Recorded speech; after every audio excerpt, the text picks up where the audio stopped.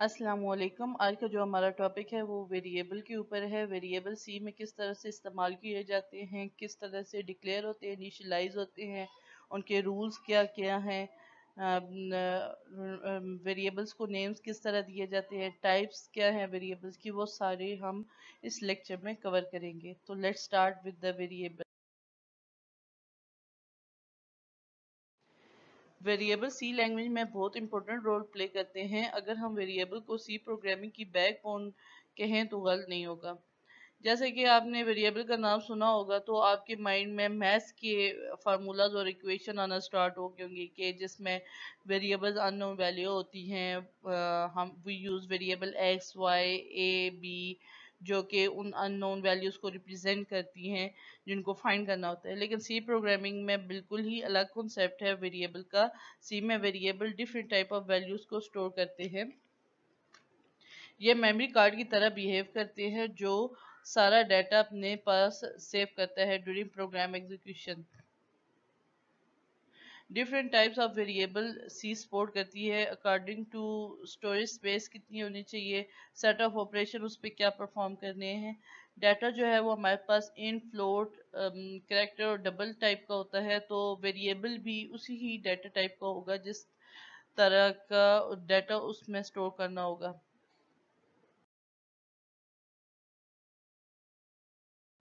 Rules क्या हैं variable name declare करते हुए। वेरिएबल को जब नेम देना होता है तो ये 8 पॉइंट्स हैं जो कि आपको अपने माइंड में रखने हैं। एक तो ये कि वेरिएबल जो है वो कभी भी डिजिट के साथ स्टार्ट नहीं होना चाहिए।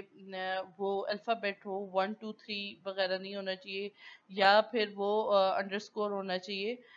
वेरिएबल में जो लेटर्स होते हैं वो केस सेंसिटिव हैं, यानी कि स्मॉल अल्फ़ाबेट्स और कैपिटल अल्फ़ाबेट्स को अलग-अलग ट्रीट किया जाता है। वेरिएबल में जो है वो किसी किस्म का स्पेशल करेक्टर या सिंबल इस्तेमाल नहीं होता, लाइक स्टेरिक वो हो गया, या हैश, या एट द रेट साइन। इस तरह की कोई चीज़ जो है वो आप इस्तेमाल नहीं कर सकते while declaring the variable name. White spaces जो है वो वेरिएबल नेम में अलाउ नहीं होती, लाइक जैसे फर्स्ट नेम आपने एक वेरिएबल बनाना है तो फर्स्ट और नेम के दरमियान स्पेस नहीं होगी। अगर आपने फर्स्ट नेम लिखना इसके साथ आप अंडरस्कोर को उनके दरमियान में इस्तेमाल कर सकते हैं, या जो सेकंड लेटर है उसको कैपिटल कर सकते हैं, यानी नेम का एन कैपिटल कर सकते हैं, तो लेकिन उसमें स्पेस नहीं दे सकते। और उसके अलावा वेरिएबल जो है एक इसके अंदर जो है वो सेम नेम से डिक्लेयर नहीं कर सकते। लाइक अभी आपने एक वेरिएबल डिक्लेयर किया हुआ है इंट नाम, तो आप फ्लोट नाम उसी के अंदर जो है वो डिक्लेयर नहीं कर सकते फंक्शन के अंदर। अलहदा से कर सकते हैं लेकिन उस फंक्शन के अंदर नहीं कर सकते। वेरिएबल जो है उसका नेम जो है वो कोई भी कीवर्ड या रिजर्व वर्ड नहीं होना चाहिए, जैसे इंट है, मेन है, इंक्लूड है, स्टूडियो डॉट एच है। लाइक ये जो है वो प्री डिफाइंड वेरिएबल्स हैं जो कि सिंबल्स हैं जो कि उस कंपाइलर में रिप्रेजेंट कर रहे होते हैं किसी न किसी चीज़ को, तो आप वो कीवर्ड्स या रिजर्व वर्ड्स इस्तेमाल नहीं कर सकते। वेरिएबल नेम हमेशा यूनिक होना चाहिए। तो हम कुछ एग्जांपल्स देखते हैं वैलिड और इनवैलिड वेरिएबल नेम्स की। ये वैलिड वेरिएबल नेम्स की एग्जांपल है जिसमें टिकट और डाटा दो डिफरेंट वेरिएबल्स हैं। तो इनमें स्पेस नहीं है, इनको इकट्ठा ज्वाइन करके लिखा गया है। दूसरे में शुरू जो है वो अंडरस्कोर के साथ किया गया, और तीसरे में टिकट और डाटा को अगर हमने अलग ही रखना है तो उसके दरमियान स्पेस नहीं रखी बल्कि अंडरस्कोर डाल दिया। तो ये वैलिड वेरिएबल नेम्स हैं। और ये इनवैलिड है क्योंकि रूल्स के मुताबिक आप शुरू जो है वेरिएबल नेम के शुरू में न्यूमेरिक वर्ड्स इस्तेमाल नहीं कर सकते। देन सेकंड में जो है वो स्पेशल करेक्टर इस्तेमाल होया हुआ वो भी हम नहीं कर सकते। और थर्ड में जो है वो स्पेस है, that is also disobeying the rules of variable name. उसके बाद हम आते हैं वेरिएबल डेफिनेशन। अब पहले हमें पता चल गया कि वेरिएबल को नेम किस तरह से देना है। अब वेरिएबल डिफिनेशन की तरफ जाते हैं। इसमें वेरिएबल का नेम और डाटा टाइप असाइन की जाती है। डाटा टाइप के अकॉर्डिंग जो है वो मेमोरी ऑक्यूपाई होती है। वेरिएबल को डिफाइन करके आप प्रोग्राम में उसको किसी भी जगह यूज़ कर सकते हैं according to the scope of the variable.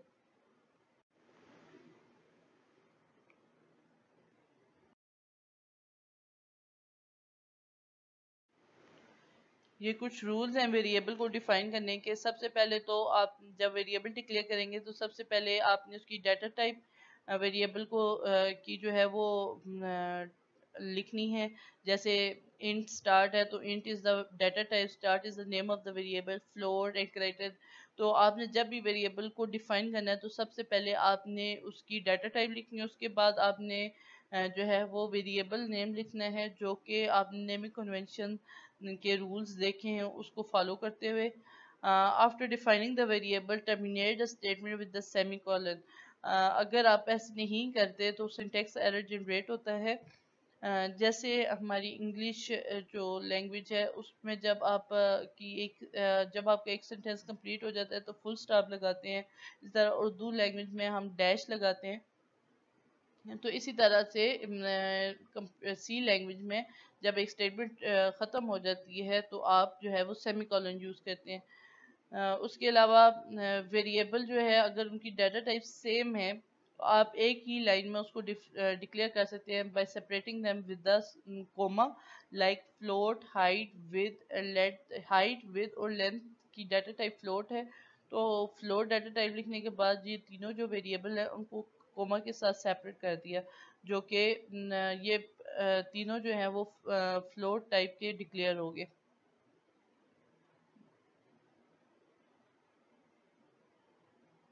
That is the syntax of the defining variable, data type, variable name and semicolon.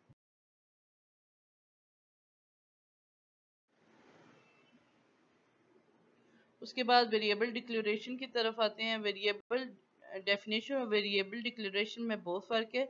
जब हम वेरिएबल डिक्लेयर करते हैं तो हम कंपाइलर को जस्ट ये बताते हैं कि ये वेरिएबल प्रोग्राम में किसी जगह मौजूद होगा, क्योंकि वेरिएबल को जब हम डिक्लेयर करते हैं तो वो कोई मेमोरी एलोकेट नहीं करेगा। ये ऐसे ही है जैसे लेट्स सपोज आपके पास कोई जगह है, आप वहाँ घर बनाना चाहते हो, आप आर्किटेक्चर डिज़ाइन करते हो उसका पेज पे, जो कि रिप्रेजेंट करेगा कि ये घर किस तरह दिखेगा, बट वो फिजिकल एग्जिस्ट नहीं करता जब तक कि आप कंस्ट्रक्शन स्टार्ट नहीं करोगे। सो हम कह सकते हैं कि वेरिएबल डेफिनेशन जो है वो मिक्सचर है वेरिएबल डिक्लेरेशन और मेमोरी एलोकेशन का। वेरिएबल डिक्लेरेशन जो है वो आप मैनी टाइम्स कर सकते हैं एक प्रोग्राम के अंदर, लेकिन वेरिएबल डिफाइन जो है वो आप एक ही दफ़ा प्रोग्राम के अंदर कर सकते हैं, अदरवाइज जो है वो वेस्टेज ऑफ मेमोरी है। जब आप वेरिएबल को डिक्लेयर करते हैं तो आप एक्सटर्न का कीवर्ड इस्तेमाल करते हैं और देन डाटा टाइप और वेरिएबल नेम। ये जो है जस्ट जो है वेरिएबल डिक्लेयर करता है, कोई मेमोरी एलोकेट नहीं करता। मेमोरी एलोकेशन के लिए आपको वेरिएबल को डिफाइन ही करना होता है।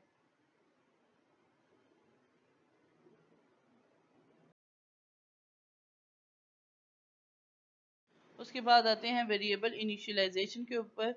Assigning some value to the declared variable जो है उसको हम कहते हैं वेरिएबल इनिशियलाइजेशन। अगर हम वेरिएबल इनिशियलाइज नहीं करते तो वेरिएबल जो है वो गार्बेज वैल्यू को यूज़ करता है। तो हम इनिशियलाइज कैसे हम वेरिएबल को करते हैं, डाटा टाइप, वेरिएबल नेम और असाइनमेंट ऑपरेटर और वैल्यू। जो गार्बेज वैल्यू होती है वो सिस्टम जो है वो खुद डिफ़ॉल्ट वैल्यू जो है वो उस वेरिएबल को असाइन करता है।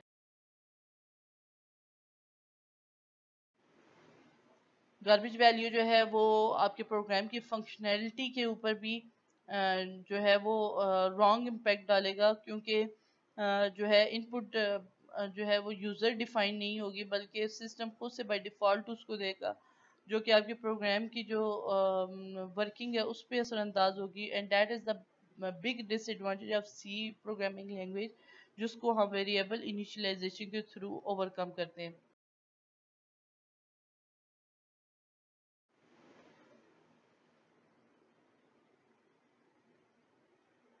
ये एक एग्जांपल है जिसमें तीनों चीज़ों को यूज़ किया गया है, वेरिएबल डिक्लेरेशन को, वेरिएबल डेफिनेशन को और इनिशियलाइजेशन को। वेरिएबल डिक्लेयर जो है वो हमें कैसे पता चलेगा कि ये वेरिएबल डिक्लेरेशन है, इसके साथ एक्सटर्न का वर्ड इस्तेमाल होया होगा, कीवर्ड। वेरिएबल डेफिनेशन जो है वो जब होगी तो वेरिएबल आप जब डिक्लेयर करेंगे A B C और F, तो ये जस्ट एक सैम्बल्स हैं, ये मेमोरी किसी किस्म की कोई एलोकेशन इनको नहीं हो रही। जब ये वेरिएबल डिफाइन होंगे मेन फंक्शन के अंदर, तो तब जो है ए बी सी और एफ जो है वो कोई ना कोई मेमोरी एलोकेट करेंगे। मेमोरी एलोकेशन बेसिकली होता क्या है? मेमोरी एलोकेशन एक एड्रेस होता है। जैसे कि हम अभी आईडी कार्ड बनवाने जाते हैं तो वो हमें हम वहाँ पे अपना एड्रेस बताते हैं। तो जब उन्होंने हमारे बारे में कुछ सर्च करनी होती है या हमारा एड्रेस फाइंड करना होता है, तो हमारा आईडी कार्ड जैसे ही इनपुट करते हैं तो हमारा एड्रेस आ जाता है। तो बेसिकली मेमोरी एलोकेशन भी बेसिकली एक एड्रेस है, और जो कि जिसके अंदर जो है वो वैल्यू स्टोर्स होती हैं। ए और बी और सी एफ जो है वो उन मेमोरी एलोकेशन को रिप्रेजेंट कर रहे होते हैं, क्योंकि मेमोरी एलोकेशन जो है वो नंबर्स की फॉर्म होती है। जैसे हमारे हाउस नंबर होते हैं 110 120, तो इसी तरह से मेमोरी एलोकेशन जब होती है तो मेमोरी भी नंबर्स जनरेट करती है। तो वो जो नंबर होते हैं वो याद करना डिफ़िकल्ट होता है, मेमोराइज करना, तो इसलिए उनको रिप्रेजेंट करने के लिए हम वेरिएबल ए बी सी जो है एफ और वेरिएबल ही लिखते हैं, जो कि उन मेमोरी को रिप्रेजेंट कर रहे होते हैं। देन इनिशियलाइजेशन, जब तक ये इनिशियलाइजेशन का पार्ट नहीं होगा तो ए बी सी और एफ में जो वैल्यूज़ होंगी वो डमी वैल्यूज़ होंगी, जिनको हम गार्बेज वैल्यू कहते हैं। जब हम इसको इनिशियलाइज कर देंगे तो ये वाली वैल्यूज़ जो है वो डमी वैल्यू जो हैं उनके साथ स्वैप हो जाएंगी। दैन इनके ऊपर जो है वो जो भी प्रोसेसिंग करनी होगी, और देन रिटर्न 0।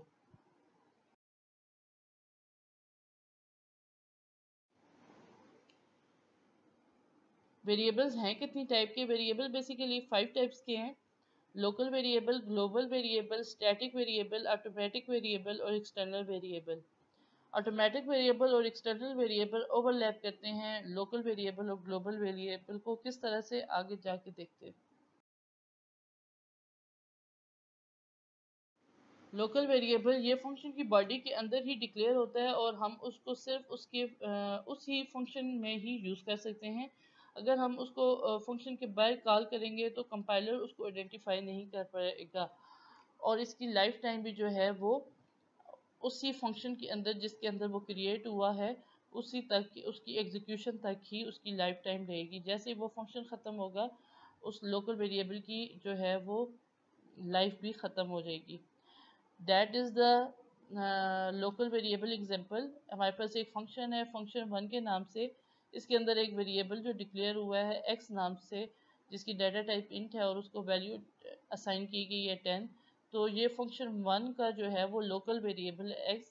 जैसे फंक्शन 1 से बाहर निकलेंगे तो कंपाइलर इसको रिकॉग्नाइज नहीं करेगा, और इसकी लाइफ भी फंक्शन ये जहाँ पे डिक्लेयर हुआ है, असाइन इसको वैल्यू की गई है, डिफाइन हुआ है, वहाँ से लेके ये जो ब्रेसेस हैं वहाँ तक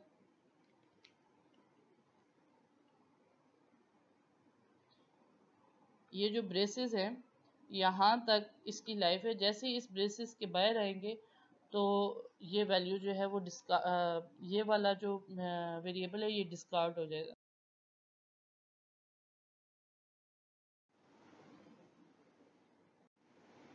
अब आते हैं ग्लोबल वेरिएबल के ऊपर।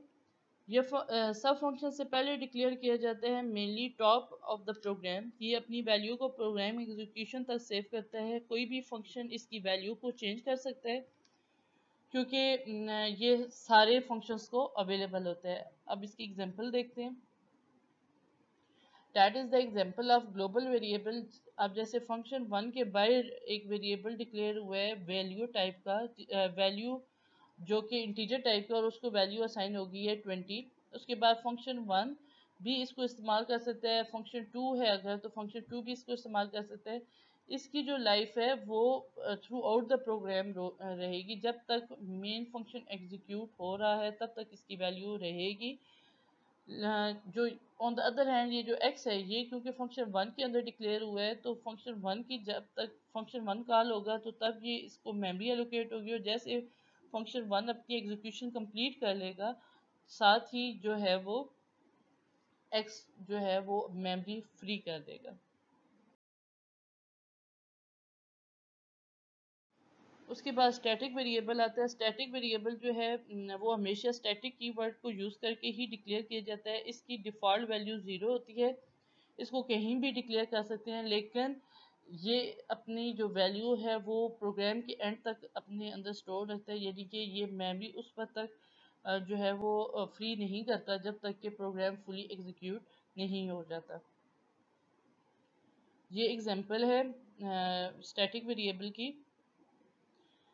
फंक्शन वन के नाम से एक फंक्शन है जिसमें एक वेरिएबल डिक्लेयर हुआ हुआ है एक्स, जिसकी डाटा टाइप एक्स इंटीजर है, और उसको वैल्यू असाइन की गई है 10 जो कि लोकल वेरिएबल है। उसके बाद स्टैटिक कीवर्ड से एक वेरिएबल डिक्लेयर किया गया है y, और इसको भी वैल्यू 10 दी गई है। अब जो लोकल वेरिएबल है जो कि x है, वो हमेशा वही वैल्यू बार बार 10 11 जो है वो प्रिंट करवाएगा। ऑन द अदर हैंड अगर स्टैटिक वाला जितनी दफ़ा ये फंक्शन वन कॉल होगा तो स्टैटिक y वाला जो फंक्शन है, जो स्टैटिक वेरिएबल है, ये हर दफ़ा वैल्यू को इंक्रीमेंट करके देगा जो प्रीवियस वैल्यू होगी उससे। जैसे कि 10 है तो 10 के बाद वो 11, 11 के बाद 12 और फिर 13 है, सो ऑन। ये इसका होने का मतलब क्या है कि x जो है वो जैसे ही फंक्शन कॉलिंग ख़त्म होती है तो वो x जो है वो अपनी मेमोरी को फ्री कर देता है, तो उसके पास जो पुरानी वैल्यू होती है 11 जो है वो भी साथ ही ख़त्म हो जाती है। On the other hand static का मैंने आपको बताया कि ये उस वक्त तक अपनी वैल्यू स्टोर रखता है जब तक कि प्रोग्राम एंड नहीं होता, तो इसलिए y के पास जो है वो वैल्यू 11 पहले से मौजूद थी। जब वो दोबारा से फंक्शन कॉल हुआ तो देन वो 11 में 1 को प्लस करेगा और नेक्स्ट टाइम वो रिजल्ट हमें शो करेगा 12। उसके बाद अगर दोबारा से वो फंक्शन कॉल होता है तो अगेन उसके पास पहले कौन सी वैल्यू मौजूद थी 12, तो वो 12 में 1 को ऐड करेगा, सो ऑन। इसी तरह से जितनी दफ़ा ये फंक्शन कॉल होगा y हर दफ़ा हमें न्यू वैल्यू देगा। On the other hand x जो है हर दफ़ा हमें सेम वैल्यू ही देगा, डेट इज़ द 11।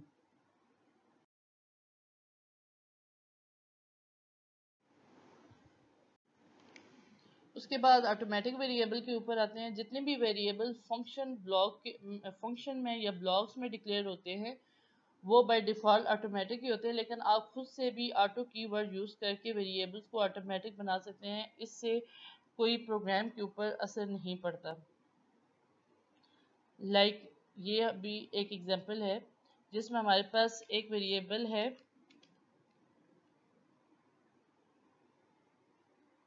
x और इसकी वैल्यू जो है वो 10 है, तो ये लोकल वेरिएबल है और ये जो है वो बाय डिफ़ॉल्ट ऑटोमेटिक भी है।